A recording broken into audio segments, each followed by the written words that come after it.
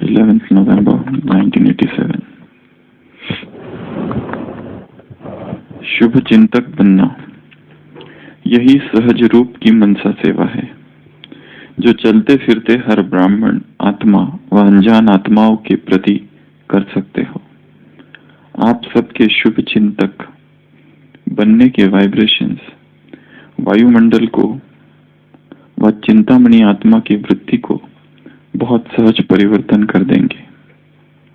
आज के मनुष्य आत्माओं के जीवन में चारों ओर से, चाहे व्यक्तियों द्वारा चाहे वैभव द्वारा, व्यक्तियों में स्वार्थ भाव होने के कारण, वैभव में अल्पकाल की प्राप्ति होने के कारण थोड़े समय के लिए श्रेष्ठ प्राप्ति की अनुभूति होती है, लेकिन अल्पकाल की खुशी थोड़े समय के बाद चिंता में बदल जाती है।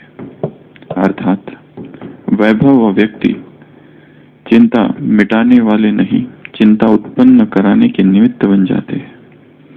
ऐसे कोई ना कोई चिंता में परेशान आत्माओं को शुभचिंतक आत्माएं बहुत थोड़ी दिखाई देती है। शुभचिंतक आत्माओं के थोड़े समय का संपर्क भी अनेक चिंताओं को मिटाने का आधार बन जाता है। तो आज विश्व को शुभचिंतक आत्माओं की आवश्यकता है, इसलिए आप शुभचिंतक मणियां व आत्माएं विश्व को अति प्रिय है। जब संपर्क में आ जाते हैं तो अनुभव करते हैं कि ऐसे शुभचिंतक दुनिया में कोई दिखाई नहीं देते। 10th November 1987 बाबा कह रहे हैं शुभ चिंतक बनना है यही सहज रूप की क्या है मनसा सेवा जो चलते फिरते हर ब्राह्मण आत्मा व अनजान आत्माओं के प्रति कर सकते हो। किसके प्रति करनी है? सबके प्रति, हर ब्राह्मण आत्मा व अनजान आत्मा। आप सबके शुभ चिंतक बनने के वाइब्रेशंस वायुमंडल को व चिंतामणि आत्मा की वृत्ति को बहुत सहज परिवर्तन कर देंगे। चिंतामणि आत्माएं अर्थात बाबा चिंतामणि किसको कहते हैं?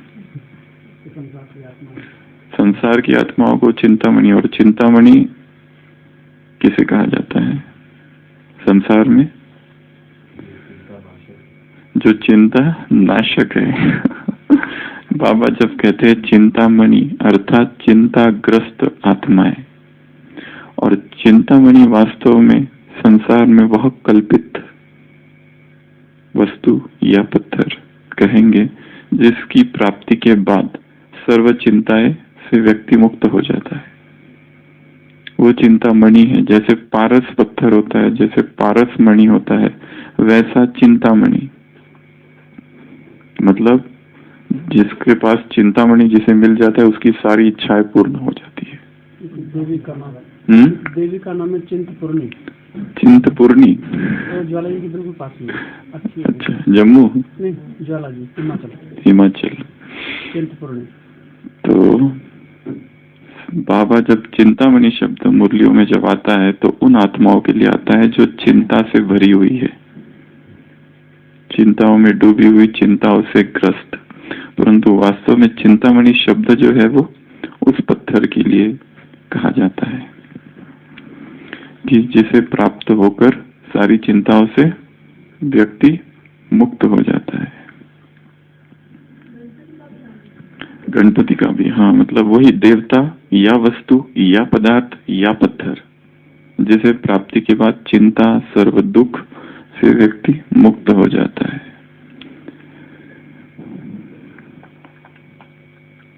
तो बाबा कह रहे हैं आप सबके शुभ चिंतक बनने के वाइब्रेशंस वायुमंडल को व चिंतामणि आत्मा की वृत्ति को बहुत सहज परिवर्तन कर देंगे।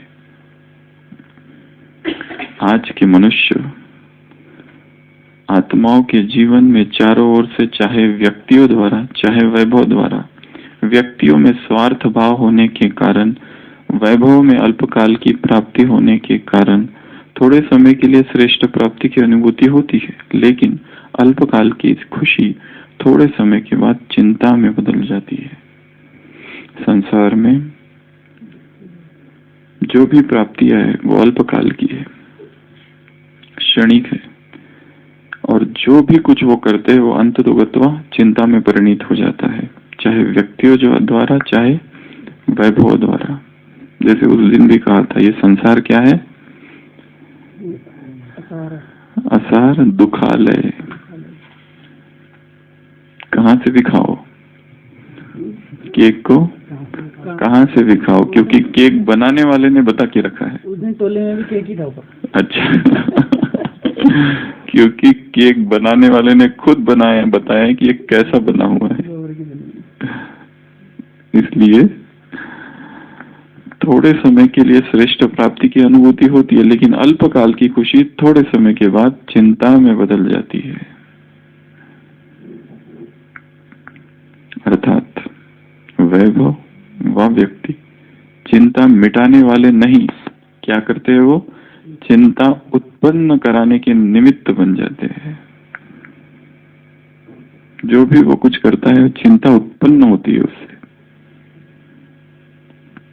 चाहे प्यार भी कितना करे, केयर भी कितना करे, अटेंशन भी कितना दे, या कुछ भी करे, उससे चिंता का निर्मूलन, चिंता से मुक्ति नहीं होती है, चिंता ही उत्पन्न होती है उससे। ऐसे कोई ना कोई चिंता में परेशान आत्माओं को शुभ चिंतक आत्माएं बहुत थोड़ी दिखाई देती है। शुभ चिंतक आत्माओं के थोड़े समय का संपर्क भी अनेक चिंताओं को मिटाने का आधार बन जाता है। ऐसी जो आत्माएं शुभ चिंतक, उनके थोड़े समय का संपर्क भी क्या होता है? अनेक चिंताओं को मिटाने का आधार बन जाता है। आज विश्व को शुभ चिंतक आत्माओं की आवश्यकता है, इसलिए आप शुभ चिंतक मणिया, हम सब कौन है? शुभ चिंतक मणिया। और संसार की आत्माएं क्या है? चिंतामणिया। हम हैं शुभ चिंतक मणि और वो है चिंतामणि।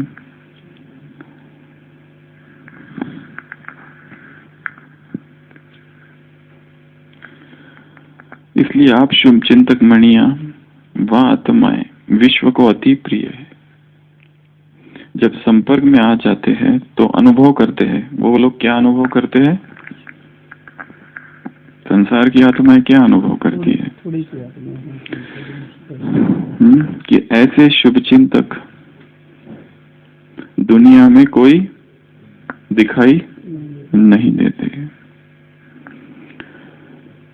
तो केवल शुभ चिंतन करना या शुभ चिंतक बनना, यह भी क्या है? एक मनसा सेवा है। कल कहा ना, ये भी नहीं कर सकते, वो भी नहीं कर सकते, ये भी नहीं कर सकते, एक तो करो, 24 घंटे पर करनी है सेवाधारी। तो केवल शुभ चिंतन भी करना, ये भी एक सेवा है।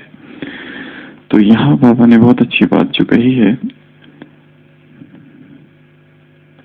ऐसे कोई ना कोई चिंता में परेशान आत्माओं को शुभ चिंतक आत्माएं बहुत थोड़ी दिखाई देती है। शुभ चिंतक आत्माओं के थोड़े समय का संपर्क भी अनेक चिंताओं को मिटाने का आधार बन जाता है। चला कल्प तरुण आरव, चेतना चिंता मणिन से गाव, बोलते चे अर्णव पीयूषा चे, मार्तंड जे तापहीन, चंद्रमेय जी अलांछन।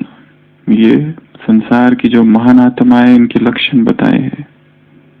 चला कल्प तरुण चे आरव, एक कल्पतरु यदि किसी को मिल जाए तो सारी इच्छाएं पूर्ण हो जाती है। और परंतु ऐसी जो आत्माएं, संसार की महान आत्माएं, वो आरव जंगल के जंगल है। जैसे कल्पतरु का जंगल, चलता फिरता, वो भी उस दिन कहा ना, चलती फिरती लाइब्रेरी। ऐसे शिक्षक। चेतना चिंता मणि से गाव, एक चिंता मणि मिल जाता है तो सारी इच्छाएं, चिंताओं से मुक्ति हो जाती है। ये गाव है ऐसी आत्मा। बोलते जे अर्णव, जो बोल रहा है वो सागर है। किसका? पीयूषा चे, अमृत का सागर। ऐसी आत्माएं संसार को, संसार की इसको बहुत बहुत बहुत जरूरत है, ऐसी आत्माओं की। तो थोड़े से भी संपर्क से क्या हो जाता है? आत्माओं की चिंता मिट जाती है। इसका सबसे बड़ा उदाहरण कौन सा है जो सभी को पता है? थोड़े से संपर्क से सामने की आत्माओं को राहत, सुकून मिल जाता है।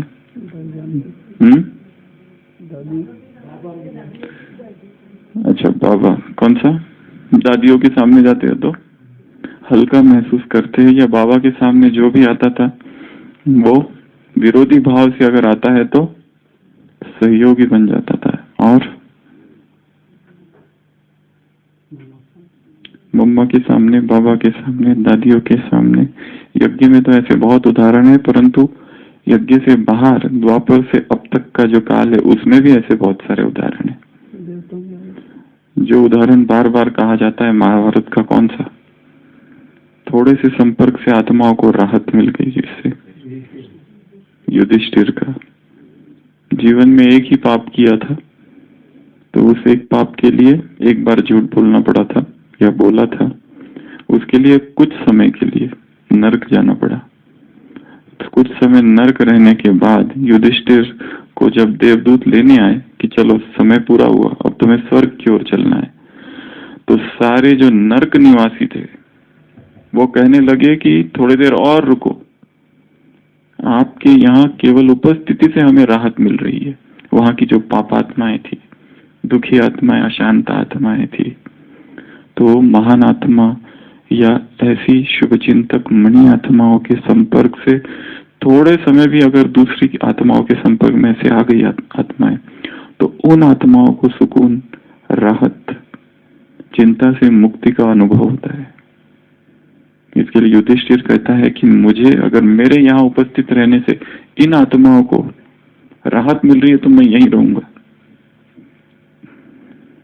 वैसे ही बंगाल में एक, जिन्हें father of Bengali literature theatre कहा जाता है, गिरीश चंद्र घोष, बहुत बड़े उपन्यासकार, थिएटर राइटर, मतलब वो इतना प्रतिभाशाली व्यक्ति था, इतना प्रतिभाशाली व्यक्ति था गिरीश चंद्र घोष, कि वो जब उपन्यास लिखता था वो डिक्टेट करता था और सामने वाला जो रहता था उसको लिखना पड़ता था। वो 3-3 पेंसिल रखता था सामने वाला सेक्रेटरी लिखने के लिए, इतना फास्ट वो डिक्टेट करता था। रात रात में एक नाटक, ऐसे कितने 80 से 100 नाटक उसने लिखे हैं, प्ले किए हैं।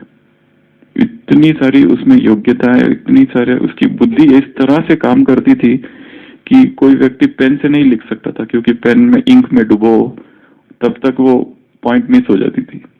इतना वो फास्ट उसकी बुद्धि काम करती थी। परंतु वो बहुत, उसकी पत्नी का देहांत, 2 पत्नियों का देहांत, उसके बच्चों की मृत्यु, बहुत दुख, और उसके बाद धीरे धीरे धीरे वो ड्रंकर्ड, जिसको कहते हैं कि बहुत दारू पीने वाला बन गया और नास्तिक बन गया धीरे धीरे, तो यक्कड़। उसने बहुत सारे प्ले किए और सारे धार्मिक प्ले करता था।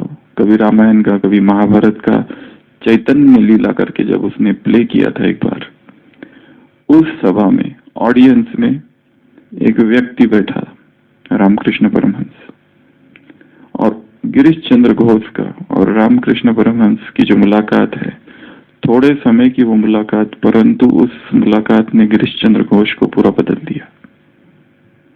वो नास्तिक बन चुका था, जीवन के प्रति नकारात्मक हो गया था संपूर्ण रीति से। उसके जीवन में इतने सारे दुख है, प्रसिद्धि तो बहुत थी उसकी, प्रतिभाशाली भी बहुत था। फादर ऑफ बंगाली थिएटर उसको कहा जाता है, नाटकशाला का पिता है वो बंगाल में। जितने प्ले उसने किए शायद ही किसी ने किए होंगे, जितनी कहानियां, प्ले, उपन्यास, जो कुछ उसने लिखा है और किसी ने नहीं लिखा। परंतु जीवन के दुख ने उसे, जीवन में की घटनाओं ने इतना दुखी कर दिया था कि जब पहली बार वो संपर्क में आया तो उसे तो आश्चर्य हुआ, ये कौन सी अवस्था है इस व्यक्ति की। ऐसी भी अवस्था हो सकती है, ऐसी भाव दशा, ऐसी ईश्वर में तन्मय अवस्था, कि वो तो दंग रह गया, हैरान हो गया वो देखकर। और फिर दिखाया है दोनों का संपर्क थोड़ा बड़ा। पहले तो उसने बहुत हंसी उड़ाई उनकी, और बाद में जब उसने कहा कि मैं कुछ भी साधना नहीं कर सकता, मैंने इतने पाप किए, मैं क्या करूं। एटॉर्नी शब्द है कि किसी को एटॉर्नी दी जाती है ना, क्या कहते हैं उसे, पावर ऑफ एटॉर्नी। तो रामकृष्ण कहते हैं कि तू पावर ऑफ एटॉर्नी मुझे दे दे तुम्हारे जीवन की, मेरे प्रति समर्पित हो जाए। फिर मतलब बहुत अच्छा दोनों का वार्तालाप है कि जिसमें दिखाया कि इस एक व्यक्ति के संपर्क में आते ही और थोड़े समय के लिए उस गिरीश चंद्र घोष का पूरा जीवन ही बदल गया। कहाँ वो डूबा रहता था 24 घंटे दारू में, और कहाँ उसका जीवन ही परिवर्तन हो गया, भगवत भक्ति का जन्म हुआ हृदय में। तो ये संपर्क है थोड़े समय के लिए। इसके लिए हम जितनी हमारी श्रेष्ठ भावनाएं होगी उसका असर होगा। आत्माओं को 4 सूक्ष्म शक्ति की आवश्यकता है। संडे की मुरली कौन सी? उनके पास वाणी की शक्ति बहुत है, साधनों की शक्ति बहुत है, उन्हें वो नहीं दो जो उनके पास है। उन्हें क्या चाहिए? श्रेष्ठ संकल्प, शुभ वृत्ति, सहयोग की दृष्टि, स्नेह की दृष्टि, ये चीजें उन्हें चाहिए। वैसा ही एक दूसरा और एक उदाहरण है, बंगाल का ही उदाहरण। 2 भाई थे, जगई और मदई। ऐसा शायद ही कोई पाप था जो उन दोनों ने नहीं किए। हर प्रकार का पाप किया था। व्यभिचार से लेके तो लोगों को तंग करने से लेके तो नशे से लेकर तो हर प्रकार का। परंतु जैसे ही चैतन्य महाप्रभु और उनके शिष्य नित्यानंद, सबसे पहले तो नित्यानंद के संपर्क में ये दोनों आए। जब नित्यानंद सड़कों पर घूमते थे, नाडिया बंगाल या उड़ीसा के उधर है, तो ये दोनों भाई आए और उसकी बहुत हंसी उड़ाने लगे, उसको बहुत उसका उपहास करने लगे। वो जो जगई था वो तो इतना क्रूर था कि उसने एक मटकी थी, वो जाके नित्यानंद के सर पे पटक दी, पूरा खून से लहूलुहान हो गया। और फिर वहां पे चैतन्य महाप्रभु आए, इस तरह की कहानियां दिखाते चक्र। वो तो जैसे श्री कृष्ण का अवतार माना जाता है चैतन्य महाप्रभु को। तो दिखाया है कि गौरंग निताई, चैतन्य महाप्रभु और उनका शिष्य नित्यानंद को गौरंग निताई कहा जाता है। गौरंग और निताई के जैसे ही संपर्क में ये दोनों भाई आए, उनका वो क्रूर स्वभाव, उनका वो दुष्ट स्वभाव एकदम से परिवर्तन हो गया। थोड़े समय का वो संपर्क है, थोड़े समय का इनका वार्तालाप है। चरणों में गिर गए और उनके साथ हरे कृष्ण का जाप करने लगे। थोड़े ही समय का संपर्क।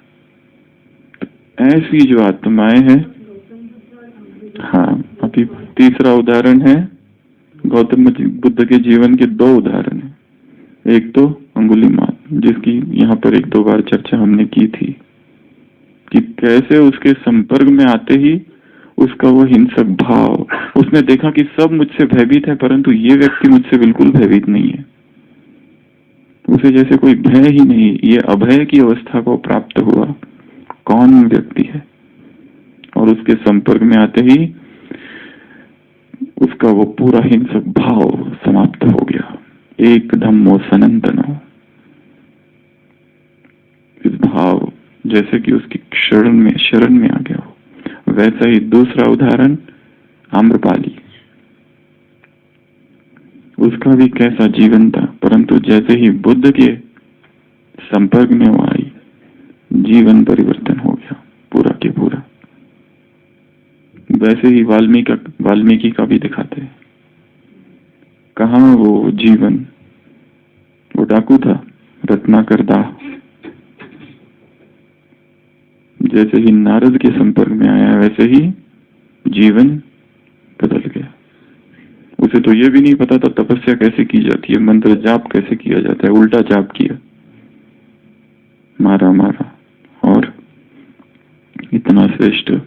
ये सारे उदाहरण है संसार के कि जैसे ही कोई आत्मा महान आत्मा के संपर्क में आती है, चाहे महान आत्मा उनसे कुछ कहे या न कहे, केवल वो संपर्क थोड़े समय का भी आगे की आत्मा को पूरा के पूरा परिवर्तन कर देती है। अभी तो कुछ बोला ही नहीं है, कुछ कहा भी नहीं है, फिर भी परिवर्तन। ये कौन सी पावर है? गुरुस्तु मौनम व्याख्यानम शिष्यस्तु चिन्ह संशया। गुरु बैठा हुआ है, कुछ कह नहीं रहा है, मौन है। ये मौन का ही व्याख्यान है, गुरुस्तु मौनम व्याख्यानम। और इतने सारे शिष्य है, शिष्य कुछ पूछ भी नहीं रहे, उनके मन में शंकाएं बहुत है, प्रश्न बहुत है, परंतु मौनम व्याख्यानम शिष्यस्तु चिन्ह संशया। वो पावर, वो दृष्टि की शक्ति, जिसको बाबा कहते स्नेह की दृष्टि, केवल वो दृष्टि, केवल वो शुभ वृत्ति, केवल वो श्रेष्ठ संकल्प, केवल वो मन की ऊंची अवस्था आत्माओं को संपूर्ण परिवर्तन कर देती है। आत्माएं सुनना नहीं चाहती है संडे की मुरली, क्या चाहती है? अनुभव करना चाहती है। टेंशन से मुक्त कैसे हो जाए, स्ट्रेस कैसे कम हो, इसके लेक्चर्स की संसार में कमी नहीं है। जितने चाहो इसके ऊपर लेक्चर देने वालों की भी कमी नहीं, हजारों लेक्चर्स है। लिखने लेखों की कमी नहीं है, किताबों की कमी नहीं है। मार्केट में जाओ तो हजारों किताबें हैं इस तरह की लिखी हुई, how to lead a stress free life. कोई एक व्यक्ति ने नहीं लिखी है, हजारों लोगों ने लिखी है। परंतु इसके बावजूद भी स्ट्रेस तो बढ़ रहा है, चिंताएं तो बढ़ रही है, चिंताग्रस्त है आत्माएं। लेक्चर देने वालों को ही थोड़ा ऊपर नीचे अगर हो गया लेक्चर में, अगर वहां लेक्चर देने गया और माइक ठीक से काम नहीं कर रहा है, अगर लेक्चर देने गया और लेट हो गया, लेक्चर देने जा रहे और गाड़ी अगर कुछ प्रॉब्लम हो गया, तो वही स्ट्रेस में, वही चिंता में। अगर उसका लेक्चर था और किसी और को चांस दिया गया और उसका लेट कर दिया गया, उसे कम टाइम दे दिया गया, ये सब चिंताओं को जन्म देता है। व्यक्ति जीवन भर चिंताग्रस्त रहता है एक रीति से, वो चिंता उसे छोड़ती ही नहीं है, उसे पता ही नहीं वो चाबी है कहाँ चिंता से मुक्ति की, कहाँ है वो चाबी, ढूंढते ही रहता है वो, पर कभी मिलती नहीं है उसको। यहाँ इसके लिए बाबा ने क्या कहा देखा? दोनों के लिए कहा, चलते फिरते हर ब्राह्मण आत्मा व अनजान आत्माओं के प्रति कर सकते हो, मतलब ब्राह्मण आत्माओं को भी आवश्यक है। हम जो भी करते हैं, जीवन की जो यात्रा है, ये जो दौड़ है, चलते रहते चलते रहते चलते रहते चलते रहते, परंतु चिंताओं से ग्रसित, चिंताओं से भरे। वो चाबी जो है, वो कुंजी जो है, पता नहीं कहाँ गुम हो गई, कहाँ खो गई। भारत से एक बार 4 नवयुवक मौज मस्ती करने के लिए विदेश जाते हैं अमेरिका में, और वहां जाने के बाद एक बहुत बड़ा होटल, सोचते अभी मस्ती करने आए हैं, मौज मस्ती करनी है, छुट्टियों के दिन है, बहुत पैसे बहुत है, क्या करें? तो एक 100 मंजिला होटल होता है, उस पे एक कमरा लेते हैं, 100 स्टोरीड होटल। और उसमें भी कौन सा लेते हैं? जो सवा रहता है, टॉप का, वहां पर। और सुबह लेते हैं और फिर निकल जाते हैं घूमने फिरने, सारे दिन भर इधर उधर घूमना फिरना, मौज लुफ्त जवानी का लुफ्त उठाना, जिसको कहते हैं। इधर उधर घूमते हैं और एकदम थक जाते हैं, रात को 10, 11, 12 बजे तक आते हैं। और आने के बाद देखते हैं कि जो लिफ्ट है वो काम नहीं कर रही है, और वहां कोई है भी नहीं, मैनेजर वगैरह कोई नहीं है। वो सिक्योरिटी वाला बताता है कि लिफ्ट काम नहीं कर रही है, आपको पैदल ही जाना पड़ेगा। तो वो लोग सोचते हैं अभी कैसा करें, परंतु क्योंकि वो थोड़ा एंटरटेनिंग मूड में रहते हैं, थके तो रहते हैं, शरीर थका हुआ है, फिर भी सोचते अब चढ़ना तो है, नहीं तो जाएंगे कहाँ। तो वो कहते हैं कि चलो एक इधर उधर की कहानी, इधर उधर की बातें, या जो कुछ किया जीवन में, कॉलेज की बातें, यहाँ की बातें, सब करते करते गाना गाते गाते गाते गाते ऊपर तक चढ़ जाएंगे। तो चढ़ते चढ़ते गाना गाते गाते 1 घंटा में ऊपर पहुंच जाते हैं। ऊपर पहुंचने के बाद उसका जो एक मित्र होता है कि मैं आपको एक ऐसी बात अब बताने चाहता हूँ कि वो यदि तुम लोग सुन लो तो तुम्हारे पैर की जमीन खिसक जाएगी। तो वो कहता है कौन सी बात है? बोलता है चाबी कार में रह गई है नीचे।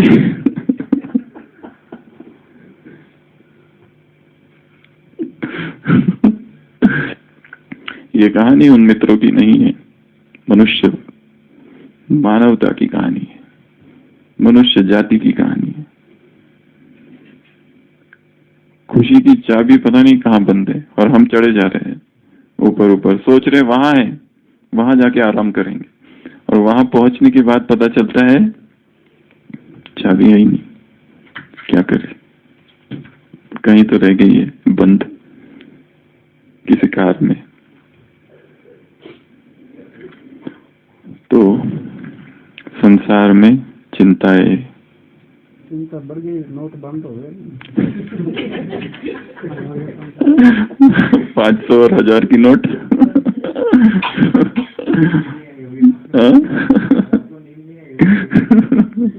देने के बाद भी नींद नहीं आई। तो चिंताओं के नए नए कारण है, कोई एक चिंता नहीं है व्यक्ति को। एक चिंता छूटती है तो दूसरी, दूसरी छूटती है तो तीसरी। जैसे कहा ना हमेशा कि झाड़ियों से जब जाते हैं तो एक जगह पैर कहीं, ये कपड़े कहीं फंस जाते, उधर से निकालने जाओ तो दूसरी जगह फंसते, वहां से निकालो तो दूसरी जगह फंसते। परंतु मनुष्य की गति भी उस घोड़े की जैसी है जो कांटे वाले पत्तियां, एक झाड़ है जिसमें कांटे हैं और पत्ते हैं, वो पत्तों को खाता है, चुभता है पर छोड़ता नहीं है खाना। उसका ही खून निकलता है और वो खून अंदर जाता है, उसको लगता है शायद पत्तियों का ये स्वाद है। जैसे उस कुत्ते की स्थिति कैसी होती है, हड्डी को पकड़ता है, सूखी हड्डी है, 2 कुत्ते झगड़ते हैं और एक तो उसको लेके भागता है, वो हड्डी को खाता है। अब उसके ही दांतों से, उसके ही मसूड़ों से खून जो आता है उसको लगता है वो हड्डी से आ रहा है। विषय, विकार, ये संसार की जो वस्तु है, मनुष्य सोचता है मैं उसे भोग रहा हूं, परंतु वो उसे भोग नहीं रहा है, वो वस्तु है उसे भोग रही है। उल्टा है। तेन तत्वेन भुग्निता, शास्त्रों में लिखा हुआ है इस संसार की वस्तुओं का उपभोग कैसा करो, इनको त्याग कर। ये मार्ग है उनका स्वाद लेने का, उनको अनासक्त अवस्था। महात्मा गांधी ने अपने बहुत सारे यंग इंडिया के जो एडिटर थे और उसमें लेख जो लिखे हैं उसमें ये बात बहुत जगह लिखी है, इस श्लोक का भी बहुत जगह वर्णन किया है। तो हमें क्या बनना है? शुभ चिंतक बनिया। किसके प्रति? हर आत्मा के प्रति, चाहे अनजान चाहे ब्राह्मण, हर प्रकार की आत्माओं के प्रति। कल हम अहमदाबाद में थे तो वहां पे सुन रहे थे, भाई साहब लेटे हुए थे, रमेश भाई जी, उन्हें कोई एक समस्या बता रहा था एक भाई। इतनी वो समस्या, ऐसी जटिल समस्या थी, वो जब हमने सुनी हमको लगा बाप रे, ऐसी भी समस्या होती है, मतलब हमारे ईश्वरीय केंद्र में ऐसी भी समस्या होती है। और भाई साहब इतनी, मतलब वो अवस्था में भी उसका समाधान दे रहे कि ऐसा करो। वो समस्या ऐसी बता रहे थे कि कोई एक सेवा केंद्र है जहाँ पे कोई एक बहन थी पहले, फिर कोई एक भाई ने जमीन दी, नया सेवा केंद्र बना, फिर वो जो बहन थी वो पुरानी दुनिया में चली गई, उसकी जगह एक नई बहन आई और जो अभी ये पत्र लिख रही है। वो नई बहन उस की सेवा केंद्र में है, उस सेवा केंद्र में रहते अब ये पता चला कि जिस भाई ने वो जमीन दी वो उसकी थी ही नहीं। वो सरकार की जमीन है।